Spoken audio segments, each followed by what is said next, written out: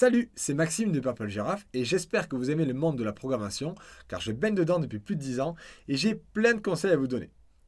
Aujourd'hui, plus spécifiquement, on va parler de la programmation iPhone quand on n'a pas de Mac. Est-ce qu'il est possible de créer des applications pour iOS, iPhone ou iPad si on n'a pas un Mac sous la main? Officiellement, non. Apple interdit d'installer macOS, leur système d'exploitation, sur autre chose qu'un Mac. Même si vous l'avez acheté, même si vous avez acheté macOS, la licence du logiciel, et que vous l'installez ensuite sur un PC, officiellement, c'est interdit.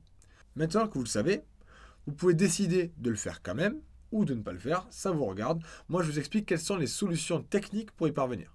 Vous avez deux façons d'y parvenir. Une façon qui est relativement simple, qui consiste à utiliser une machine virtuelle. Une machine virtuelle, c'est un logiciel que vous allez démarrer sur Windows ou sur Linux, qui va permettre, dans ce logiciel, de démarrer macOS, le système d'exploitation d'Apple. Donc Windows ou Linux, ça devient votre hôte qui va héberger une application et l'application, ça va être macOS. Donc dans macOS, vous allez pouvoir lancer ensuite tous les outils de développement que vous avez besoin, qui sont fournis gratuitement par Apple, mais ils les fournissent que sur macOS. Donc une fois que vous avez réussi à installer macOS, vous pouvez après faire tout ce que vous voulez dessus. L'inconvénient principal de cette solution, c'est que ça va être lent. Votre machine virtuelle, elle va partager les ressources avec le véritable système hôte. Et donc, forcément, ça sera plus lent puisque vous aurez Windows plus macOS, Ubuntu plus macOS, peu importe votre système hôte. Vous allez avoir un double système qui vont partager le processeur, la mémoire, l'accès réseau, le disque dur. Tout va être partagé par ces systèmes, donc ça va être plus lent. Donc ça va être intéressant uniquement si vous avez une machine très puissante pour pouvoir faire ça. Si vous avez réussi à le faire, il y aura peut-être quelques incompatibilités, mais si vous y parvenez, vous aurez un système d'exploitation qui sera 100% utilisable. L'autre solution, c'est ce qu'on appelle un Hackintosh. Un Hackintosh, ça part du principe que les PC actuels, sous Linux ou Windows, peu importe, utilisent du matériel très proche du matériel qu'on a sur les Mac. On a les mêmes processeurs, on a la même mémoire, les mêmes cartes graphiques, les mêmes cartes réseau. Donc finalement, puisqu'on a le même matériel, pourquoi est-ce qu'on n'installerait pas directement l'OS macOS sur une partition du disque dur et qu'on démarrerait directement sur cette partition-là?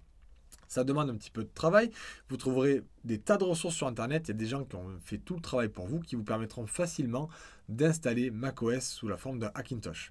La partie la plus difficile, ce sera de faire marcher votre matériel, puisque même si on a du matériel proche par rapport à Apple, ce n'est pas toujours exactement le même matériel et il vous faudra trouver des drivers compatibles avec macOS pour votre carte graphique, votre carte réseau, votre carte Wi-Fi. Mais une fois que vous y parvenez, vous aurez peut-être un PC qui sera même plus puissant qu'un véritable Mac.